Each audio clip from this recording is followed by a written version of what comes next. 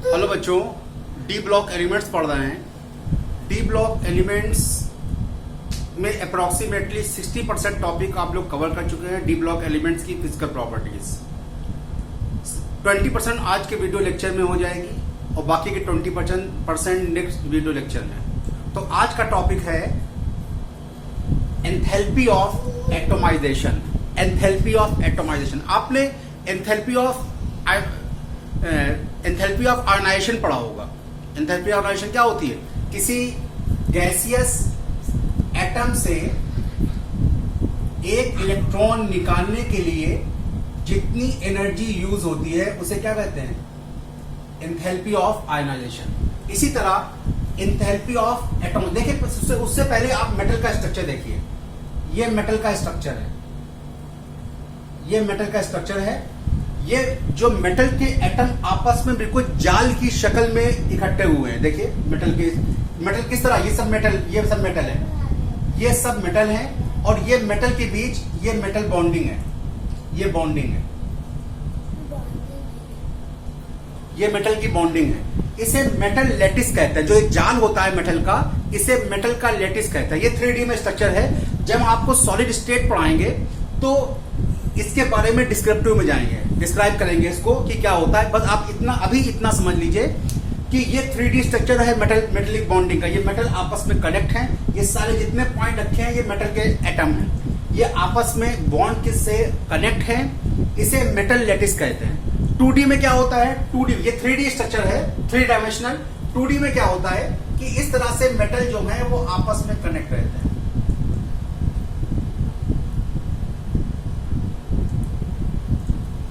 2D में ये metal, 2 dimensional में मेटल ये आपस में कनेक्ट रहते हैं।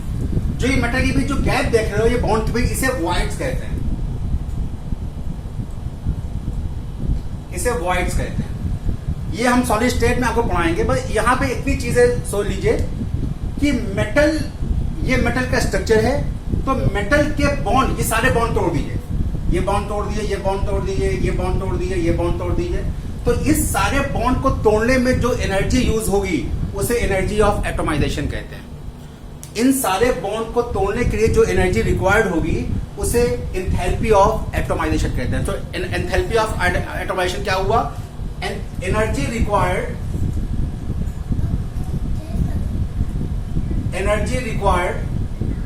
To break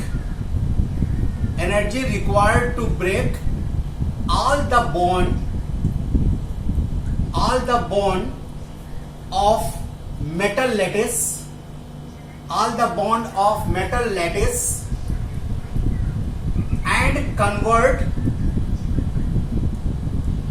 convert it into gaseous form.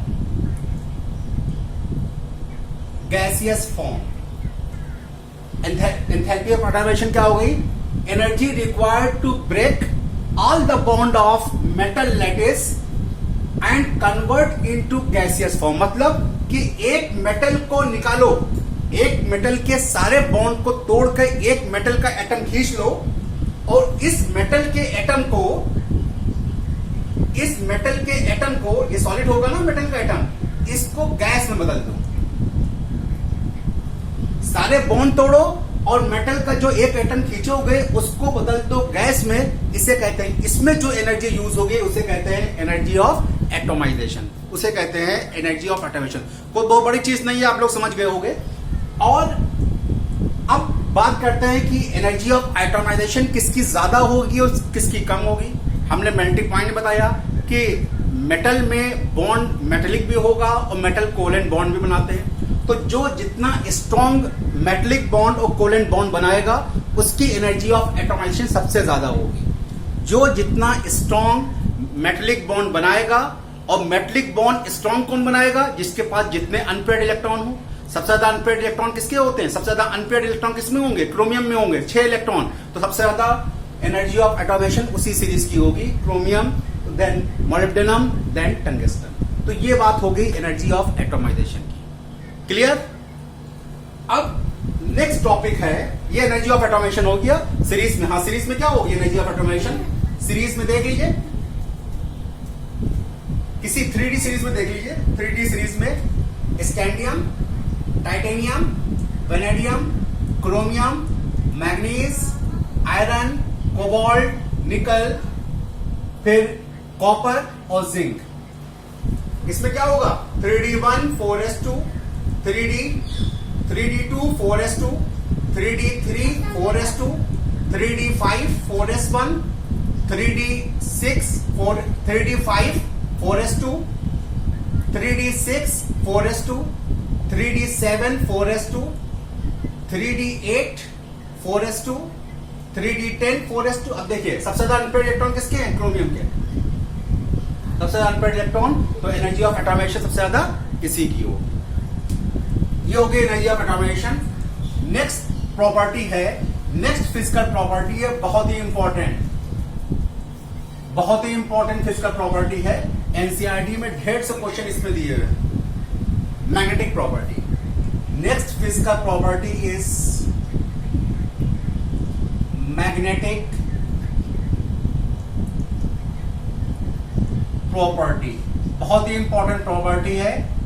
Transition metal magnetic property show करते हैं। Transition metal magnetic property show करते हैं। देखिए मैग्नेटिक प्रॉपर्टी क्या होती है? On applying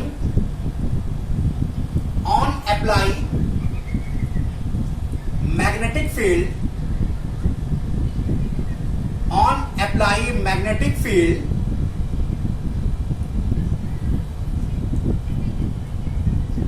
two types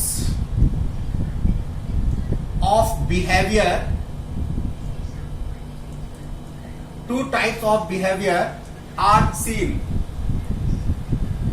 transition metal दो टाइप के बिहेवियर शो करते हैं। एक बिहेवियर पैरामैग्नेटिज्म,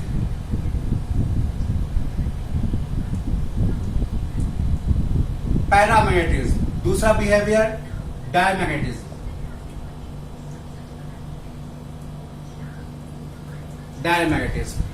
पैरामैग्नेटिज्म या तो मैग्नेटिक फील्ड जो अप्लाई की जाएगी, दो तरह के बिहेवियर, या तो सब्सटेंस मैग्नेटिक फील्ड में अट्रैक्ट होगा या मैग्नेटिक फील्ड में रिपल होगा। अगर मैग्नेटिक फील्ड में अट्रैक्ट हो रहा है तो वो पैरामैग्नेटिज्म, और अगर मैग्नेटिक फील्ड में रिपल हो रहा है तो वो डायमैग्नेटिज्म। पैरामैग्नेटिज्म वही शो करते हैं जिनके पास अनपेयर्ड इलेक्ट्रॉन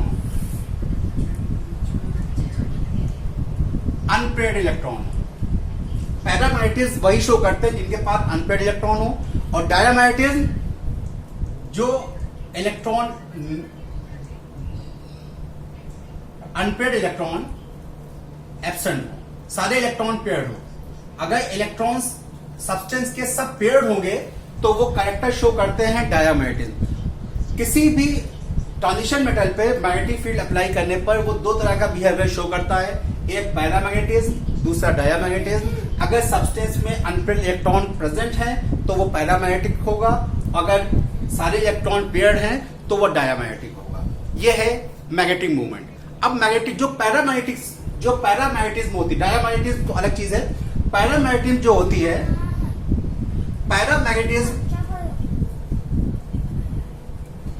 जो पैरामैग्नेटिक बिहेवियर होता है, paramagnetism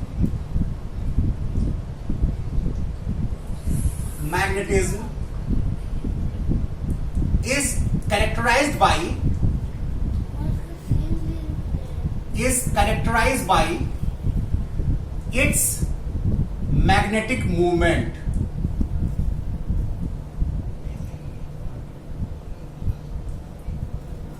Paramagnetism is characterized by its magnetic movement and it is calculated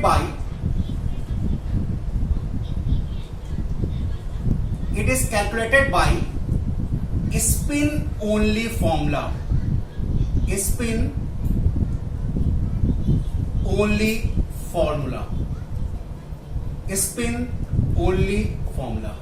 Paramagnetism is characterized by magnetic movement and magnetic movement is calculated by spin only formula। Magnetic movement को दिखाते हैं mu से। Mu is equal to under root n n+2। ये formula है magnetic, this is magnetic movement, ये है magnetic movement,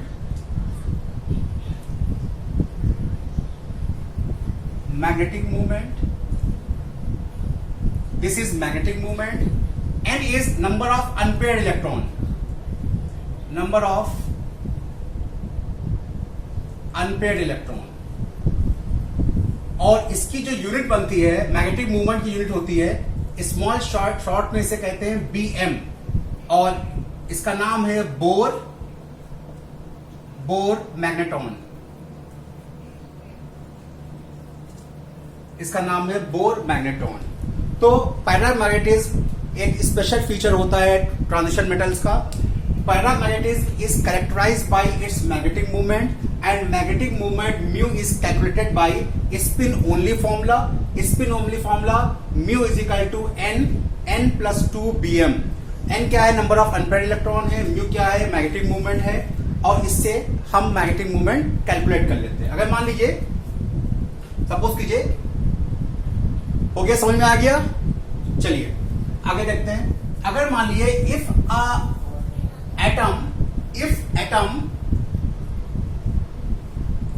atom have one unpaired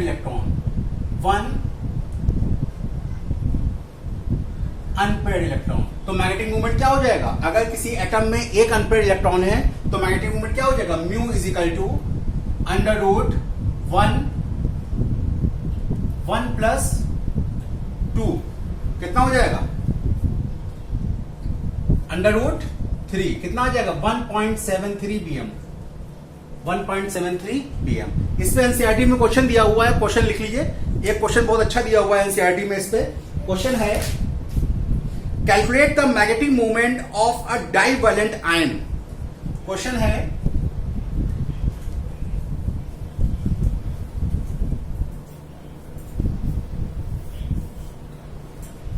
calculate the magnetic moment of a divalent ion. Calculate the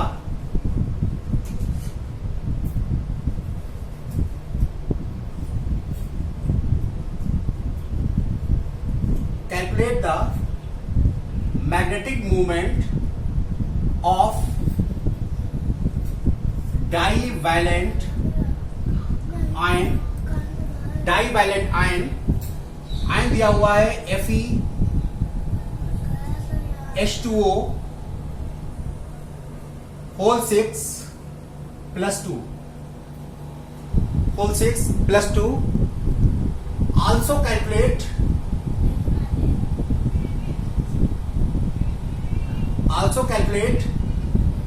number of unpaired electron,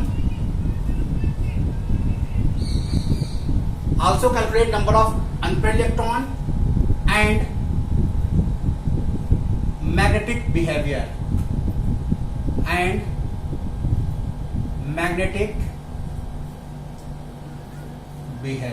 ये question है। Calculate the magnetic movement of A divalent ion दिया हुआ है।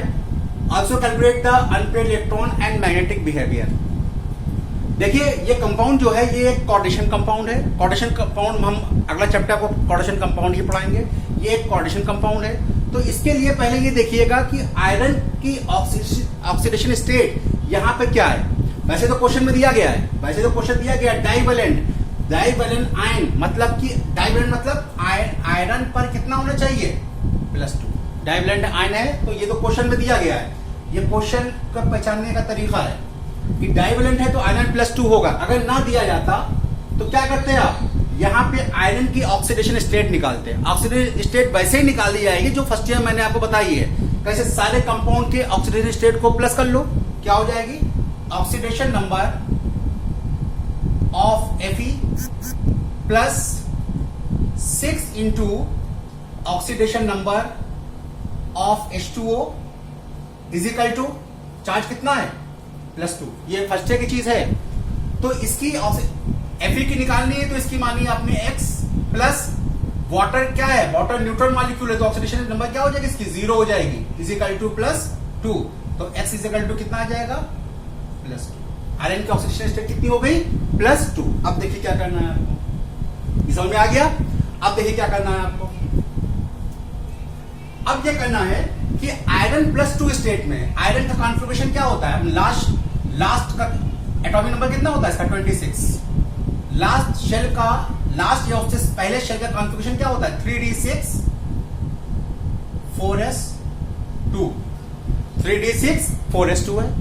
अब क्या है आयरन डाइवेलेंट हो गया तो आयरन पे कितना चढ़ गया +2। इसका मतलब क्या हुआ, इसका मतलब क्या हुआ, इसका मतलब यह हुआ कि आयरन ने 2 इलेक्ट्रॉन निकाल दिए हैं। जब आयरन 2 इलेक्ट्रॉन कहां से निकालेगा, ऐसे निकालेगा, तो ये कॉन्फ़िगरेशन क्या हो जाएगा 3d6 4s0 4x0। डी में कितना है 6, तो डी में 6 इलेक्ट्रॉन कैसे भरेंगे आप 1 2 3 4 5 6। अनपेड इलेक्ट्रॉन कितने निकले 1 2 3 4। अनपेड इलेक्ट्रॉन निकले 4। नंबर ऑफ अनपेड इलेक्ट्रॉन कितने हो गए, unpaired electron is equal to कितने हो गए, unpaired electron is equal to कितने हो गए 4 आ गए। अनपेड है तो कैरेक्टर क्या शो करेगा पैरामैग्नेटिक। अनपेड है तो कैरेक्टर क्या शो करेगा पैरामैग्नेटिक। अब रखिए फॉर्मूले में क्या आएगा, फॉर्मूले में तो ये आ जाएगा mu is equal to n+2। तो अंडर रूट क्या आ जाएगा 4 + 2 कितना हो जाएगा √24।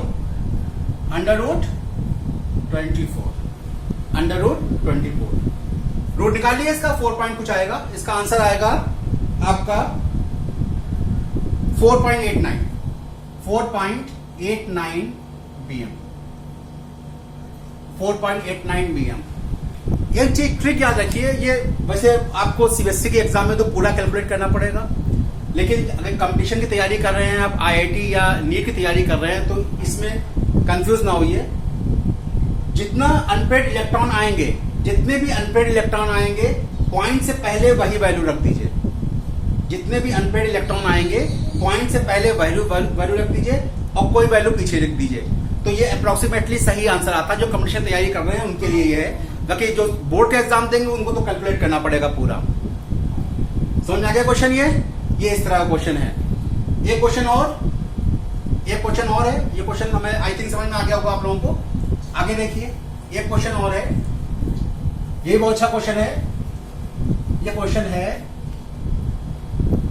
मैग्नेटिक मूवमेंट ऑफ, अगला क्वेश्चन है magnetic movement of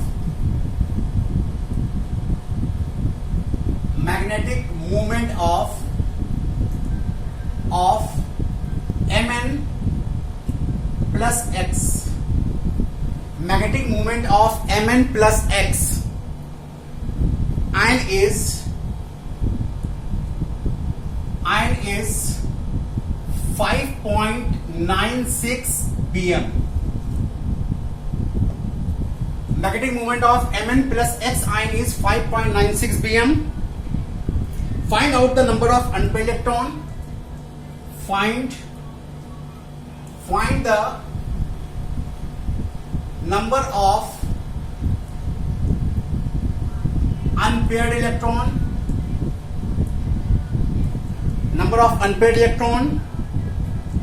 value of x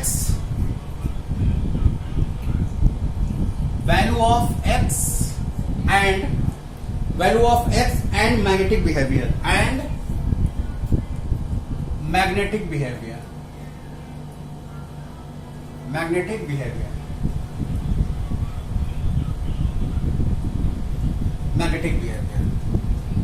करिए क्वेश्चन। ये अच्छा क्वेश्चन है, इंपॉर्टेंट क्वेश्चन है, कंपटीशन में आया हुआ क्वेश्चन है, अच्छा क्वेश्चन है। Magnetic movement of Mn plus x ion is 5.96 bm, यानी कि मैग्नेटिक मूवमेंट दिया गया है mu is equal to n+2 ये दिया गया है और इसकी वैल्यू कितनी है 5.96 bm। अब आपको फॉर्मूला लगाना पड़ेगा। आपको फॉर्मूला लगा के नंबर ऑफ अनपेड इलेक्ट्रॉन निकालने होंगे। फॉर्मूला लगाइए, नंबर ऑफ अनपेड इलेक्ट्रॉन निकालिए। देखिए अभी इससे पहले क्वेश्चन में बताया हमने कि जो पॉइंट से पहले वैल्यू दी गई होती है ज्यादातर वही अनपेड इलेक्ट्रॉन होते हैं। जो पॉइंट से पहले वैल्यू दी जाती है उसमें ज्यादातर नंबर ऑफ अनपेड इलेक्ट्रॉन होते हैं। तो नंबर ऑफ अनपेड इलेक्ट्रॉन में कितने आएंगे? Number of unpaired electron n की वैल्यू कितनी आ रही है? 5। मैग्नीज है, मैग्नीज में अनपेड इलेक्ट्रॉन 5 कब आते हैं? मैग्नीज से कितना होगा? मैग्नीज का एटॉमिक नंबर कितना होता है? 25 होता है। क्या होता है? 3d5 4s2 ये होता है ना, 3d5 4s2। अब मैग्नीज में 5, अभी देखिए डी में क्या है? डी में 5 इलेक्ट्रॉन है अनपेड। 1 2 3 4 5 अनपेड इलेक्ट्रॉन कब होंगे मैग्नीज में? जब मैग्नीज पे कितना चार्ज हो? मैग्नीज पे चार्ज कितना हो? +2 चार्ज हो, तब मैग्नीज में क्या होंगे? 5 अनपेड इलेक्ट्रॉन होंगे। जब मैग्नीज में 5 अनपेड इलेक्ट्रॉन कब होंगे? जब मैग्नीज पे कितना चार्ज हो? +2। जब 2 इलेक्ट्रॉन निकाल दीजिए, ये 2 इलेक्ट्रॉन निकालेंगे तभी तो 5 अनपेड इलेक्ट्रॉन आएंगे। तो x की वैल्यू कितनी हो गई? x की वैल्यू इज इक्वल टू हो गई 5, सॉरी x की वैल्यू कितनी हो गई? 2। x की वैल्यू हो गई 2 और मैग्नेटिक बिहेवियर अनपेड इलेक्ट्रॉन है तो क्या होगा? Paramagnetic. Unpaid electron is paramagnetic. और भी क्वेश्चन एनसीईआरटी में दिए गए हैं, आप लोग सॉल्व कीजिए। नहीं सॉल्व हो तो कमेंट बॉक्स में आके क्वेश्चन पूछिए, मैं इस पर वीडियो बना के भेजूंगा आपको। और अगला चीज है इसकी मैग्नेटिक बिहेवियर आपका कंप्लीट। अगला बहुत ही इंटरेस्टिंग टॉपिक है कलर्ड ऑफ आयन। अगला टॉपिक है इसी का ट्रांजिशन मेटल का अलग फॉर्मेशन ऑफ। अगला topic formation of coloured ion. Formation of coloured ion, ये देखिए ये क्या होता है? फॉर्मेशन ऑफ कलर्ड आयन क्या होता है? कलर्ड आयन मतलब कि आयन में coloured ion, formation of colour मतलब कि जो ट्रांजिशन मेटल एटम के जो आयन होते हैं वो कलर्ड होते हैं। वो कलर्ड क्यों होते हैं? कलर्ड वो इसलिए होते हैं, देखिए कलर आपको क्यों दिखाई देता है? कलर हर कलर के रेफरेंस एक वेवलेंथ होती है। कोई चीज कोई कलर एब्जॉर्ब करती है और कोई कलर की वेवलेंथ क्या होगी? रिफ्लेक्ट करेगी। उसे कहते हैं कॉम्प्लीमेंट्री कलर। एक वेवलेंथ की कलर जो वो एब्जॉर्ब करेगी उसी के कॉम्प्लीमेंटली जो दूसरा कलर के वेवलेंथ है उसको ये रेडिएट करेगी। कोई भी चीज, कोई भी दुनिया में जो कोई भी चीज है वो एक टाइप के वेवलेंथ को, एक कलर की वेवलेंथ को एब्जॉर्ब करेगी और उसके कॉम्प्लीमेंटरी जो दूसरा कलर की वेवलेंथ होगी उसको एमिट करेगी। इसी तरह ट्रांजिशन मेटल, आपने फर्स्ट ईयर क्लास में 11 में आपने एक चीज पढ़ी होगी, बोर एटॉमिक मॉडल, याद होगा आपको। अच्छा उसको बाद में बताएंगे, पहले ये देखिए ये कलर क्यों होते हैं, फॉर्मेशन ऑफ कलर्ड आयन क्यों होते हैं। फॉर्मेशन ऑफ कलर्ड आयन दो की वजह से होते हैं, इनके रीजन दो हैं। ये थोड़ी बड़ी चीज है आपके लिए नहीं होगी क्योंकि आपने अभी कोऑर्डिनेशन केमिस्ट्री नहीं पढ़ी है। एक तो आयन का कलर होना दो की वजह से होता है, D transition.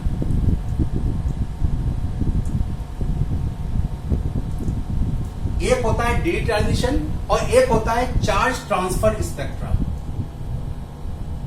Charge transfer spectra दो की वजह से होता है। ट्रांजिशन आयन कलर होते हैं और कलर होने के दो रीजन है, एक तो डी ट्रांजिशन है और दूसरा क्या है, चार्ज ट्रांसफर स्पेक्ट्रा है। डी ट्रांजिशन की कुछ कंडीशन है, क्या कंडीशन है? डी ट्रांजिशन की कुछ कंडीशन है, वो कंडीशन क्या है? At least one unpaired electron, at least one unpaired electron and one vacant orbital होना चाहिए। वैकेंट ऑर्बिटल होना चाहिए। डी ट्रांजिशन के दो कंडीशन है, एटलीस्ट वन अनपेयर्ड इलेक्ट्रॉन और वन वैकेंट ऑर्बिटल होना चाहिए। उसको बाद में डिस्कस करेंगे क्या है। यानी कि D1 से D9, D1 से D9 जो आयन होंगे वो शो करेंगे dd ट्रांजिशन।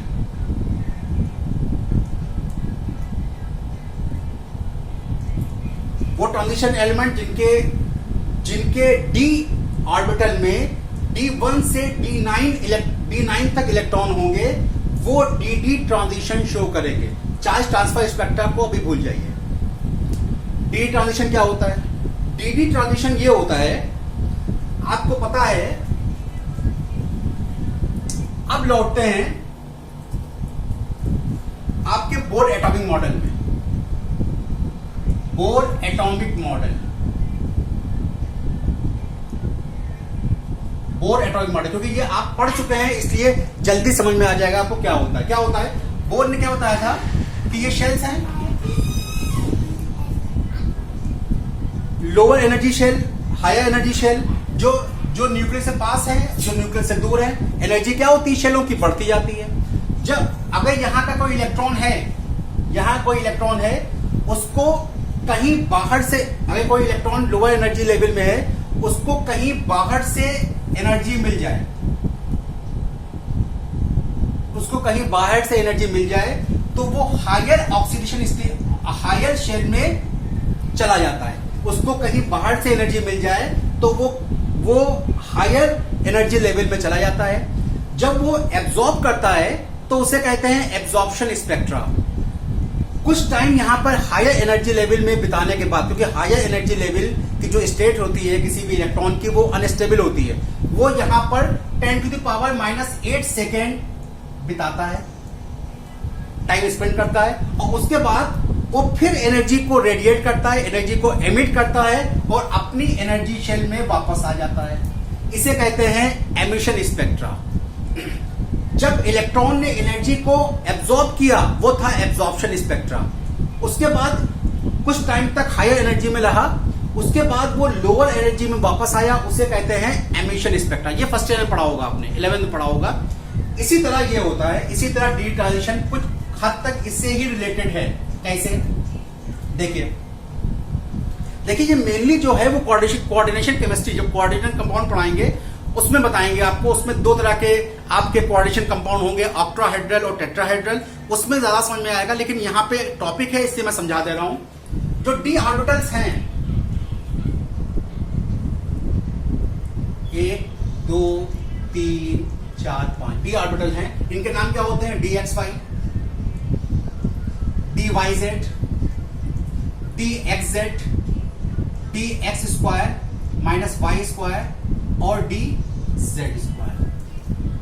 इसमें जो 3 होते हैं, 3 देखिए इनिशियल स्टेट में इन सबकी एनर्जी सेम होती है, ये डीजेनरेट होते हैं। मतलब इनकी एनर्जी, इसके अगर स्ट्रक्चर आपने फर्स्ट ईयर में पढ़ा होगा 11th में, कि इसके स्ट्रक्चर अलग अलग होते हैं। ये 3 बिटवीन एक्सिस होते हैं। ये एक्सिस होती है ना XYZ, ये इस तरह से ये एक्सिस होती है, आपने पढ़ी होगी। जो ये 3 होते हैं ये इन बिटवीन एक्सिस होते हैं, एक्सिस के बीच होते हैं। और जो लास्ट वाले जो होते हैं वो अपॉन एक्सिस होते हैं, एक्सिस के ऊपर होते हैं। आपने पढ़ा होगा इसको, आपने फर्स्ट ईयर पढ़ा होगा। तो इन जब ये कोई भी दूसरा एटम, अभी मैं लीगेंड की बात नहीं करूंगा क्योंकि लीगेंड के लिए आप फैमिलियर नहीं होगी। अगर कोई ट्रांजिशन एलिमेंट बना, जैसे KMnO4 बना, इसमें क्या हो, KMnO4 नहीं, आपने जैसे ये पढ़ा Cr2O7 -2, देखिए ये बना, तो इसमें ये सेंट्रल मेटल एटम होगा और ये क्या है, इससे जुड़ने वाले दूसरे एटम। ट्रांजिशन एलिमेंट्स में मेटल से जो चीज जुड़ती है उसे लीगेंड्स कहते हैं। ट्रांजिशन मेटल एटम जो होता है वो सेंट्रल एलिमेंट होता है, उससे जो दूसरी चीज आके जुड़ती है उसे कहते हैं लीगेंड्स। तो लीगेंड्स की प्रेजेंस में जब लीगेंड्स आके कोऑर्डिनेशन कंपाउंड बनाते हैं तो इन दोनों की इस 3 सेट को DXY, DYZ, DXZ, जिसको एक नाम दिया जाता है जिसे कहते हैं T2G ऑर्बिटल। T2G orbital. और जो बाकी के 2 हैं उनको अलग नाम दिया जाता है, उन्हें कहते हैं EG ऑर्बिटल। 3 जो सेट हैं ये सेट में बढ़ जाएंगे, एनर्जी लेवल के हिसाब से ये सेट बटे हुए हैं कि DXY, DYZ, DXZ ये T2G ऑर्बिटल कहलाते हैं। और जो ये लास्ट के दो हैं ये कहलाते हैं ईजी ऑर्बिटल। जब कोऑर्डिनेशन कंपाउंड्स बनते हैं लिगेंड्स की प्रेजेंस में क्या होता है कि ये आपस में बढ़ जाते हैं। कभी ये होता है कि T2G ऑर्बिटल नीचे आ जाए, कभी T2G ऑर्बिटल नीचे आकर आते हैं और EG ऑर्बिटल ऊपर आ जाते हैं, और किसी केस में EG ऑर्बिटल नीचे आते हैं, T2G ऑर्बिटल ऊपर पहुंच जाते हैं। अब इन दोनों के बीच क्या हो गया, गैप हो गया। इन दोनों के बीच क्या हो गया, गैप हो गया। अब क्या होगा, इलेक्ट्रॉन क्या करेंगे, इलेक्ट्रॉन इस स्टेट से, जब इलेक्ट्रॉन को बाहर से कोई एनर्जी मिल जाएगी, बहुत कायदे से समझिएगा, बहुत इंपॉर्टेंट चीज है। वैसे मैं इसको कोऑर्डिनेशन केमिस्ट्री में फिर समझाऊंगा, लेकिन यहां समझिए तो वहां समझना आसान हो जाएगा। अब जब कोऑर्डिनेशन कंपाउंड बनते हैं तो जब लिगेंड की प्रेजेंस में क्या होता है, इन दोनों जो सेट के ऑर्बिटल है T2G और EG में एनर्जी का डिफरेंस आ जाता है। इसे बैरी सेंटर कहते हैं, लेकिन अभी नहीं बताऊंगा, ये कोऑर्डिनेशन कंपाउंड में बताऊंगा। तो T2G और EG की एनर्जी में डिफरेंस आ गया। अब अगर मान लीजिए कोई इसकी एनर्जी कम, इसकी एनर्जी ज्यादा, किसी केस में ऐसा होगा कि EG नीचे आ जाएगा, T2G ऊपर पहुंच जाएगा, वो अलग चीज है, अभी ना समझिए। अभी इतना समझिए कि इन दोनों की एनर्जी में गैप आया, T2G नीचे रह गया, EG ऊपर चला गया। अब मान लीजिए लोअर एनर्जी में कोई इलेक्ट्रॉन है, इस इलेक्ट्रॉन को बाहर से कोई एनर्जी मिल गई, इस इलेक्ट्रॉन को बाहर से कोई एनर्जी मिल गई, तो क्या करेगा ये, उस एनर्जी क्या, एनर्जी किस फॉर्म में, वेवलेंथ के फॉर्म में ये एब्जॉर्ब करे, एनर्जी एब्जॉर्ब करेगा और ये हायर स्टेट में पहुंच जाएगा, अपनी हायर स्टेट में पहुंच जाएगा। हर कलर के रिस्पेक्ट में, सॉरी, हर वेवलेंथ के रिस्पेक्ट में कोई कलर है, तो एक वेवलेंथ को ये एब्जॉर्ब करेगा। जब ये वेवलेंथ को एब्जॉर्ब करके ऊपर जाएगा हायर एनर्जी में इलेक्ट्रॉन की जो स्टेट होती है वो अनस्टेबल होती है। ये 10⁻⁻8 सेकंड तक वहां पे रुकेगा, 10⁻⁻8 सेकंड तक ये रुकेगा और फिर वापस अपनी एनर्जी को एमिट करेगा और नीचे आएगा। जो एनर्जी एमिट करेगा, किसी वेवलेंथ की जो एनर्जी या वेवलेंथ को एमिट करेगा, उसके भी कॉम्प्लीमेंट्री एक कलर होता है। तो जो एनर्जी एब्जॉर्ब किया है उसके कॉम्प्लीमेंट्री जो दूसरा कलर है वही कलर हमको दिखाई देता है। समझ में आया? जब इलेक्ट्रॉन लोअर एनर्जी लेवल में होते हैं, लोअर एनर्जी से हायर एनर्जी में जाता है, कैसे जाएगा, जब उसको बाहर से कोई एनर्जी मिल जाए। एनर्जी मतलब कोई वेवलेंथ, किसी वेवलेंथ की लाइट को वो एब्जॉर्ब करेगा, और हर वेवलेंथ की लाइट होती है, हर वेवलेंथ के अगेंस्ट क्या होती है, एक लाइट होती है। उस लाइट के वेवलेंथ को वो एब्जॉर्ब करेगा और हायर एनर्जी लेवल में चला जाएगा। हायर एनर्जी में कुछ टाइम रुकने के बाद वो एनर्जी को फिर रिलीज करेगा और वापस अपनी इनिशियल स्टेट में आएगा। तो जब वो वापस आएगा तो जो एनर्जी को रिलीज करेगा वही कलर हमको दिखाई देता है, वही कलर हमको ट्रांजिशन रिटर्न में दिखाई देता है। कैसे निकालेंगे, इसको रटना पड़ेगा, ये थोड़ी बड़ी चीज है और कंपटीशन में ज्यादा पूछी जाती है। तो इसको इस तरह से हम देखते हैं, एक वैगन व्हील पे इसको देखा जाता है। याद रखिए ये एक व्हील है, वैगन व्हील। विबज्योर आपको याद होगा, विबज्योर,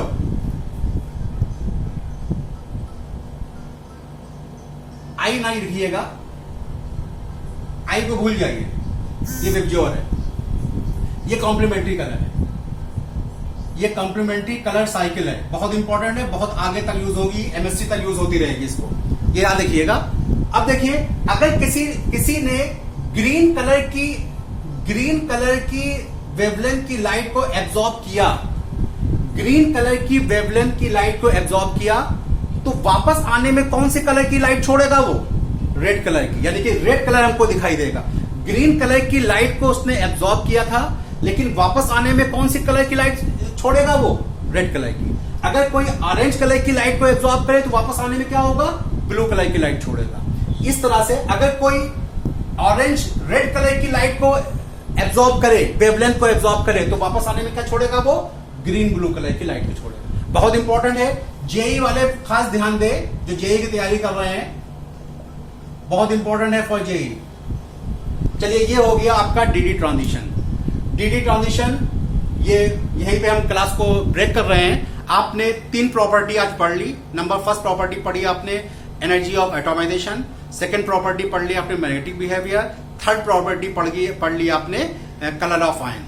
अब अगले वीडियो में 3 प्रॉपर्टी बची हुई है, वो पूरा करके आपका 20% भी चैप्टर खत्म हो जाएगा। Thank you so much.